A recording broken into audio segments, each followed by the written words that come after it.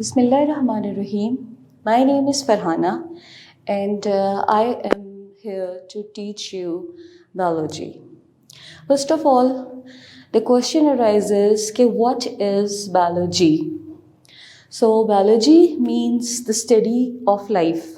How? Because bio is life and logos means study. The study of life is called as biology.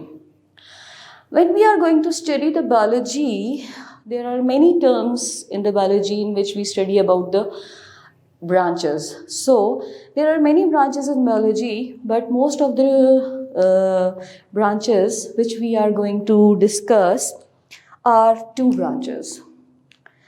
एक होती है botany and the other is zoology. Botany बहुत सारे students को पता होगा कि बॉटनी क्या होती है और zoology क्या होती है. तो बॉटनी में हम पढ़ते हैं प्लांट्स के बारे में.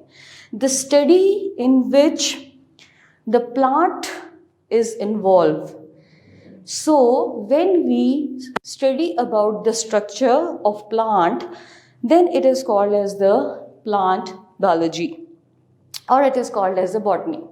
And zoology means the study of animals, in which we study about the animals. Now, from there we come to the FSC level and you are going to take the lecture for second year class. And in the second year, every student must know about the terms of biology. ज़्यादा detail में नहीं जाएंगे क्योंकि हमारा अपना topic भी है, उसे भी हमने कवर करना है. ये एक छोटा सा इंट्रोडक्शन था क्योंकि कुछ स्टूडेंट्स को बायोलॉजी की नॉलेज भी नहीं होती. जब हम आते हैं बायोलॉजी में तो अब हमारे जो फर्स्ट चैप्टर है, our chapter is cell wall and introduction. So cell wall and plasma membrane is the topic which we are going to discuss today. I think everybody knows what is a cell. What is a cell? So the question arises, what is a cell? Cell is the basic structure and unit of life. हमारी पूरी ज़िंदगी cell से मिलके बनती है. जैसे आप देखते हैं कि जब भी कोई बिल्डिंग बनाई जाती है तो उस बिल्डिंग को डिफरेंट किस्म के ब्लॉक्स से मिलके बनाया जाता है. तो when the blocks combine together a wall will be created and the bricks. ठीक है. इन द सेम वे जब अल्लाह ताला ने इंसान को पैदा किया और अल्लाह ताला ने लिविंग थिंग्स को पैदा किया, हम यहाँ पर सिर्फ इंसान की बात नहीं कर रहे. We are discussing about every living thing which includes plants and animals. तो प्लांट्स और एनिमल्स को पैदा किया अल्लाह ताला ने और उनके लिए जो उनकी लाइफ का बेसिक स्ट्रक्चर यूनिट था, that is called as a cell. ठीक है. सो अ बेसिक स्ट्रक्चर और a simple unit is called as a cell. ठीक है. When many cells combine together they will form a tissue. जब बहुत सारे sales आपस में मिलते हैं तो वो एक टिश्यू बनाते हैं. इन द सेम वे जब बहुत सारे टिश्यूज आपस में मिलते हैं तो then they will form as an organ. तो क्या बनता है? एक ऑर्गन. सेल्स जो हैं वो मिलके क्या बनाते हैं? Tissue. And tissues get combined with each other to form an organ. जब बहुत सारे organs आपस में मिलते हैं, organs क्या होते हैं? Living parts of the body, like liver, like heart, like kidney. ये सब क्या है? These are the organs. और जब बहुत सारे organs आपस में मिल जाते हैं, then they make an organism. Then they will make an organism. For example, it may be a human, or it may be a higher animal, or it may be plant. तो cell, आपने cell के बारे में कहा कि cell क्या है, तो सेल क्या है? सेल सिर्फ ये नहीं है कि हम उसकी डेफिनेशन कर लें और हम कहें कि cell is the basic structure and function of life. हम ये भी कह सकते हैं कि जो सेल है, हमारी पूरी कायनात, हमारा पूरा वजूद इस सेल के ऊपर मुनस्सिर है। Cells, tissues, organs and organ system. System में आपके आ जाते हैं डाइजेस्टिव सिस्टम है, सर्कुलेटरी सिस्टम है, रिप्रोडक्टिव सिस्टम है। हमारी बॉडी के अंदर बहुत सारे सिस्टम्स एट द टाइम काम कर रहे होते हैं। ये आपको एक छोटा सा इंट्रोडक्शन था उन स्टूडेंट्स के लिए जिनको थोड़ा बहुत सेल के बारे में इंट्रोडक्शन करवाना चाहती थी मैं, ताकि जब हम कोई चीज़ पढ़ें तो एटलीस्ट हमें ये पता हो कि उसका बेसिक चीज़ क्या है जिसको हमने पढ़ना है। अब जैसे कि हमारा मेन टॉपिक है, वो हमारा मेन टॉपिक है cell wall and plasma membrane. तो सेल वॉल क्या होती है?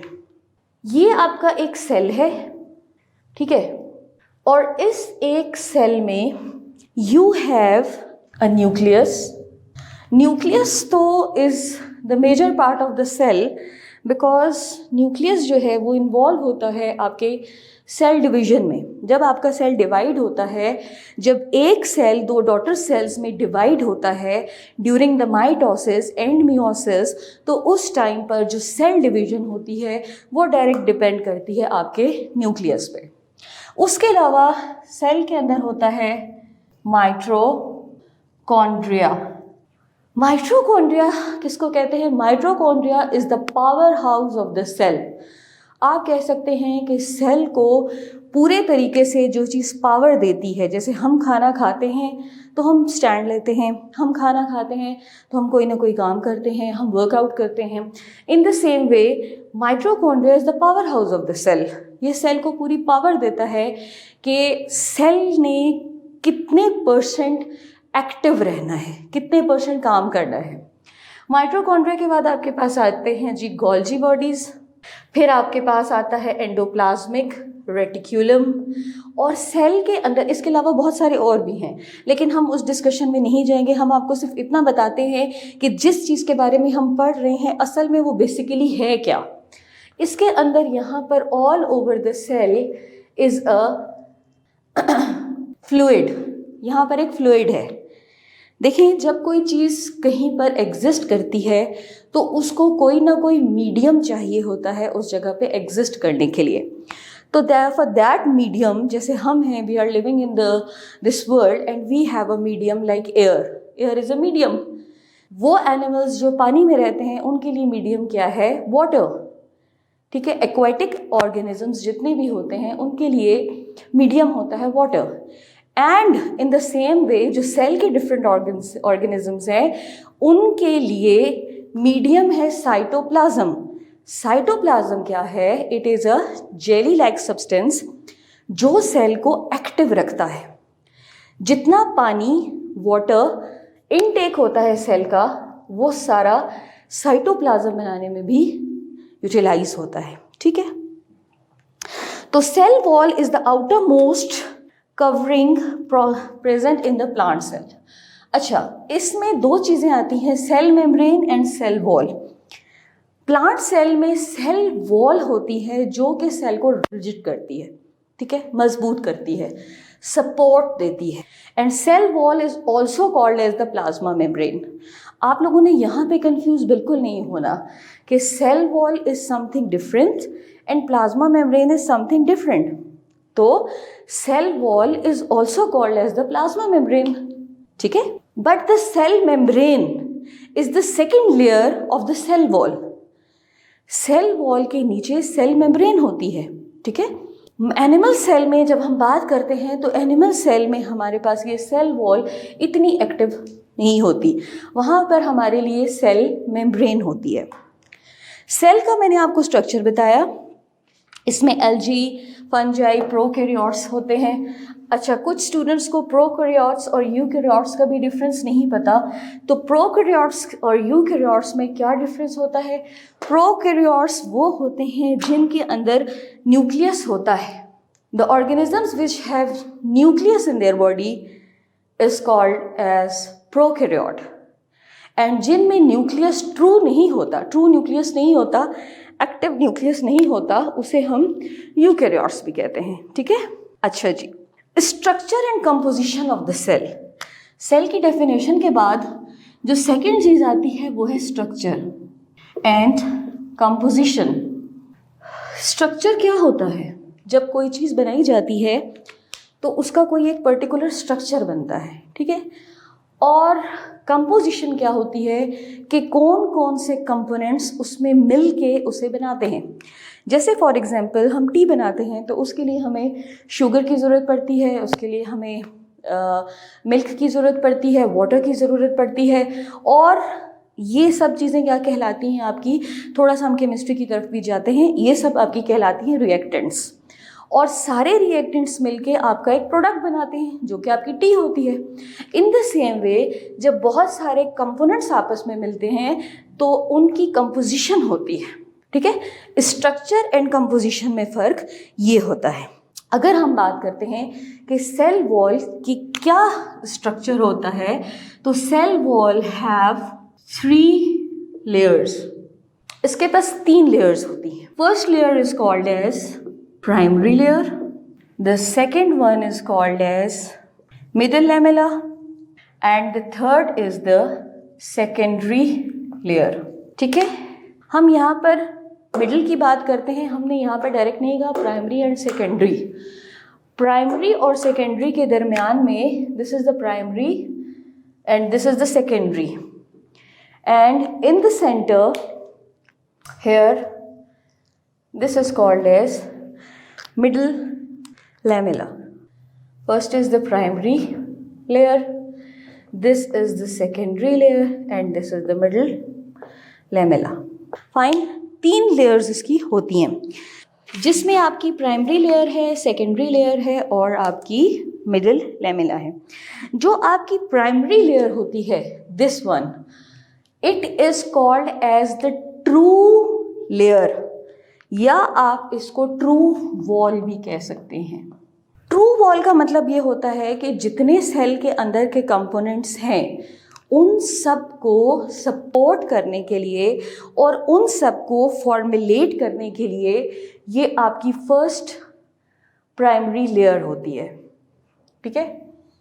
अच्छा, प्राइमरी लेयर के बाद आपके पास आती है प्राइमरी लेयर के साथ साथ, अच्छा पहले मैं आपको ये बता दूं कि प्राइमरी लेयर्स जो है वो कौन कौन से आपके जो कंपोनेंट्स हैं ऑफ द सेल उनको प्रोटेक्ट करती है। ठीक है। तो उसमें मैं आपको ये बताना चाहती हूँ कि प्राइमरी लेयर फॉर्मेशन करती है formation of young plants, leaves and storage plants, जिसमें आप लीव्स भी लिख सकते हैं।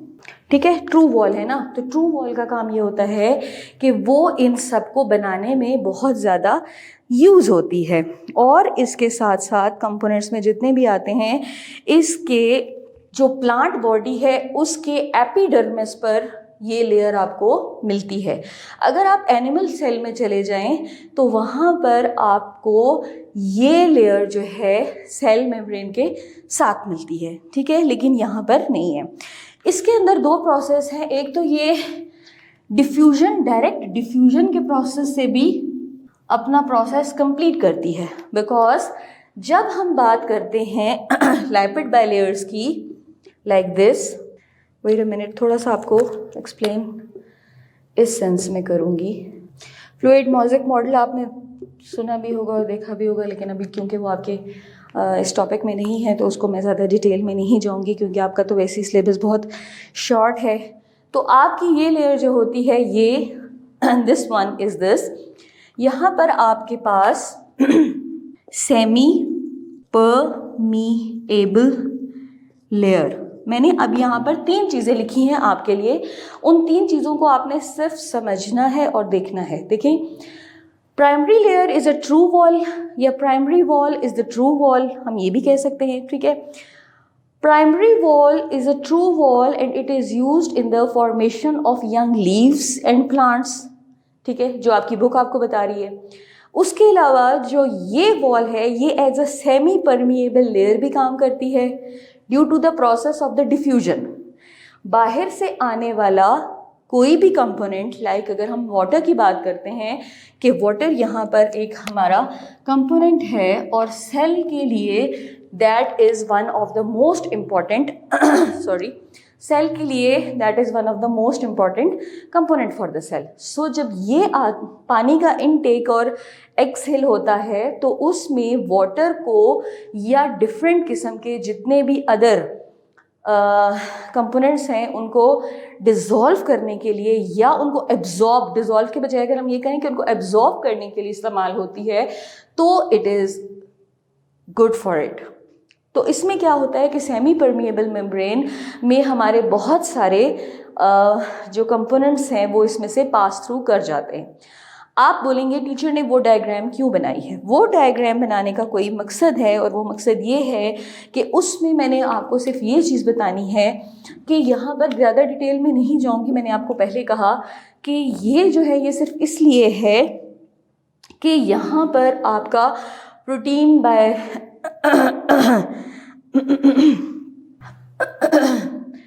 प्रोटीन्स का जब हम स्ट्रक्चर बनाते हैं तो उसमें हमारे पास प्रोटीन के स्ट्रक्चर्स में ये सारी जो है वो हमारे पास ये इसका सारा जो स्ट्रक्चर है वो इसमें इसके कंपोनेंट्स के साथ साथ शो करते हैं आप लोगों को। तो यहाँ पर आपको ये दो चीज़ें नज़र आ रही हैं। ये दो, इसमें क्या होता है कि यहाँ से ये मेम्ब्रेन आपकी सेल मेम्ब्रेन के साथ वाली लेयर को कहा जाता है और साथ वाली लेयर में इनमें सेल मेम्ब्रेन में जितनी भी चीज़ें आउटसाइड द सेल और इनसाइड द सेल आती हैं तो उन चीज़ों को हम यहाँ से पास थ्रू करने के लिए भी इसे यूज़ करते हैं। यहाँ पर माइक्रोफाइबर्स हाइड्रोजन बॉन्डिंग इनकी बहुत स्ट्रॉन्ग हुई होती है जिसकी वजह से कोई चीज़ें या कंपोनेंट्स इसके अंदर से डिफ्यूज़ हो जाते हैं। ये लैपिड बाइलेयर होता है। लैपिड बाइलेयर में यहाँ पर डिटेल में मैंने आपको कहा जाए तो यहाँ से फिर इसमें इन्वॉल्वमेंट होती है हाइड्रोफोनिक की और ये सारी, उसको हम उस तरफ नहीं जाते, सिर्फ आपको ये बताते हैं कि जो बड़े कंपोनेंट्स होते हैं, लाइक अगर मैं आपको कहूँ कि प्रोटीन्स ने अगर इस ट्रू वॉल से पास थ्रू करना होता है तो उसके लिए इसके स्ट्रक्चर में कुछ इस तरह का स्ट्रक्चर बनता है और it is fully filled with fluid जिससे प्रोटीन यहाँ से सिंथेसाइज होके सेल के अंदर जाती है। जो ये वाले कंपोनेंट्स होते हैं ये वाटर लविंग होते हैं, इनको पानी से बहुत मोहब्बत होती है और ये अट्रैक्ट करते हैं वाटर को। और ये वाले जो कंपोनेंट्स होते हैं ये वाटर लविंग नहीं होते, ये टुवर्ड्स द वाटर जाते हैं और इसी वजह से इनमें लैपिड बाइलेयर्स बनती हैं जिसकी वजह से ये पूरा डिफ्यूजन का प्रोसेस होता है। ठीक है, उसके बाद हम सेकेंड लेयर पे आते हैं। आई होप कि आपको समझ आया होगा, कोई इतना डिफ़िकल्ट नहीं था। Primary layer is also called as the true layer or true wall and it is used for the as a permeable membrane and most of the organisms have these layers and fully they are absorbed or diffused by the simple process of diffusion and simple molecules. Second, we come to the middle lamella.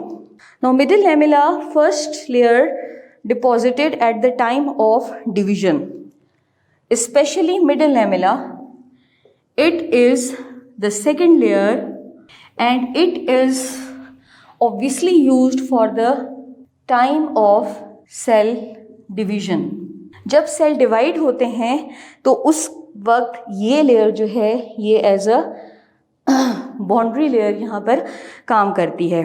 ठीक है, अच्छा इसमें जो है ये होता क्या है, इसमें आपके पास जो मैग्नीशियम और कैल्शियम के जो this layer is formed by a sticky gel which is made up of magnesium and calcium. ठीक है, which is made up of magnesium and calcium. particles and which help them to stick with this wall. ठीक है, and the function of this wall is to give the maintenance during the cell division. And when we come to the third wall, that is called as the secondary wall. This is a thick layered wall. It is present between the primary wall and plasma membrane, formed when cell is fully grown. It is when formed when the cell is fully grown. जैसे कि एक complete plant, जब plant completely formed हो जाता है और उसमें further fruits वगैरह या इस तरह के जो प्रोडक्ट्स आती हैं उसमें कम्प्लीटली ग्रो हो जाता है, और अगर हम एनिमल्स में बात करें तो वो कम्प्लीटली ग्रो हो जाते हैं, तो उस टाइम पर ये जो लेयर है इसका ज़्यादातर प्रोसेस जो है वो इसके ऊपर ही होता है. Then secondary wall is a thick layer formed between the primary cell wall and plasma membrane. The secondary wall is formed when the cell is fully grown. आपकी बुक्स है. The composed of cellulose, hemicellulose and lignin. ये cellulose, hemicellulose और lignin से मिलके बनती है secondary wall जो आपकी होती है. और ये जो है इसमें माइक्रोफाइबर्स होते हैं, इसकी क्रिस क्रॉस अरेंजमेंट होती है, और इसे हम ये भी कह सकते हैं कि ये सेल वॉल जो है ये आपकी इंतहाई रिजिड वॉल होती है. स्ट्रक्चर एंड कंपोजिशन दोनों मैंने आपको करवा दिया इसका. आई होप कि आपको ये कॉन्सेप्ट्स आपके क्लियर हुए होंगे. सिंपल आपने ये याद करना है, आपके टॉपिक में मैंने थोड़ी सी इन्हेंसमेंट की है कुछ आगे के लेवल की. आप जो है इसको सिर्फ यहाँ पे रखें कि आपने सेल वॉल को डिफ़ाइन करना है, ठीक है. उसके बाद आपने सेल वॉल का स्ट्रक्चर और कंपोनेंट्स बताने हैं. प्राइमरी वॉल, सेकेंडरी वॉल और टर्शरी वॉल बतानी है. प्राइमरी वॉल ट्रू वॉल होती है और वो किस पे डिपेंड करती है? वो डिपेंड करती है अपनी परमिएबिलिटी पे कि वो कितना परसेंट परमिएबल होती है, कौन कौन से वाटर सॉल्युबल मॉलिक्यूल्स को परमिएबिलिटी के ज़रिए वो diffusion, by the process of diffusion वो उसे डिफ्यूज़ करती है. सेकेंडली आपने बताना है मिडिल लैमेला. मिडिल लैमेला का मैंने आपको क्या बताया कि ये आपको सेल डिवीजन के दौरान आपके लिए बहुत जो सेल के लिए होता है सेल डिवीजन के टाइम पर बहुत एक्टिव रहता है. और थर्ड जो है वो आपकी सेकेंडरी वॉल है जो कि आपकी उस टाइम पर होती है जब आपका प्लांट जो है वो कम्प्लीटली ग्रोन स्टेज पे होता है. ये कम्प्लीटली आपका ये था, आप अपनी बुक से भी इसे कंसिडर कर सकते हैं. लास्ट हमारी आती है जनाब प्लाज्मा मेम्ब्रेन. अच्छा, plasma membrane is the outer most living boundary. Plasma membrane is the outermost living boundary of animal cell, while in plant cell it is always present after the cell wall. मैंने आपको पहले बताया कि plant cell में ये cell wall के बाद present होती है, लेकिन जो एनिमल सेल्स होते हैं उसमें ये boundary it is a most living boundary होती है. There are many other membrane bounded organs like mitochondria, Golgi bodies, endoplasmic reticulum. सब मैंने आपको बता दिया कि ये होता है. प्लाज्मा मेम्ब्रेन किससे मिलके बनती है? तो प्लाज्मा मेम्ब्रेन की जो कंपोजिशन होती है उस पर आपका कंसंट्रेशन ज़्यादा होना चाहिए. 60 to 80% प्लाज्मा मेम्ब्रेन जो है वो 60 to 80% प्रोटीन से मिलके बनती है. वो याद है ये स्ट्रक्चर जो मैंने यहाँ पे बनाया था प्रोटीन्स वाला, उसी में मैंने आपको ये एक्सप्लेन करना था, लेकिन due to the time we can't explain it. ठीक है. एंड 20% to 40% इसमें लैपर्स होते हैं और कुछ इसमें 20 to 40% इसमें लैपर्स होते हैं, लिपर्स भी कह सकते हैं. एंड देन इसमें कुछ परसेंटेज, रेयर परसेंटेज आप कह सकते हैं कि रेयर परसेंटेज ऑफ कार्बोहाइड्रेट्स भी इसमें होते हैं. वो जो प्रोटीन का स्ट्रक्चर मैंने आपको बताया था उसमें मैंने आपको लैपिड बाइलेयर का स्ट्रक्चर भी बना के दिखाया था. आपने यहाँ पे प्लाज्मा मेम्ब्रेन में जस्ट इतना ही एक्सप्लेन करना है कि प्लाज्मा मेम्ब्रेन जो है वो एनिमल्स में मोस्ट लिविंग बाउंड्री में होती है इसकी. प्लांट सेल में वो सेल मेम्ब्रेन के सेल वॉल के साथ होती है. ठीक है. और इसकी कंपोजिशन में 60 to 80% प्रोटीन्स होते हैं, 20 to 40% लैपिड्स होते हैं, और रेयर अमाउंट में, रेयर मीन्स बहुत कम अमाउंट में, स्मॉल अमाउंट में उसमें कार्बोहाइड्रेट्स वगैरह भी प्रेजेंट होते हैं। तो ये था आज का आपका लेक्चर। आई होप कि आपको अच्छे तरीके से समझ आ गया होगा। इसमें आपकी बुक में डायग्राम्स दिए हुए हैं, उन डायग्राम्स को भी आपने देखना है, ठीक है। अच्छा, यहाँ पर आपको ये सारा स्ट्रक्चर वाइज दिया है। अगर डायग्राम आप देख सकते हैं तो अपनी बुक में देखें, जिसमें प्लाज्मोडेस्माटा आपको दिखाया है, मिडिल लेमेला आपको ग्रीन कलर में दिखाया है, प्राइमरी सेल वॉल दिखाई है, सेकेंडरी सेल वॉल दिखाई है, प्लाज्मा मेम्ब्रेन दिखाई है एंड साइटोसोल भी आपको दिखाया है। ये आपका एक प्लांट सेल है और उसके सारे कंपोनेंट्स हैं। होप कि आप इसको अच्छे तरीके से प्रिपेयर करेंगे and you will give your best. Thank you.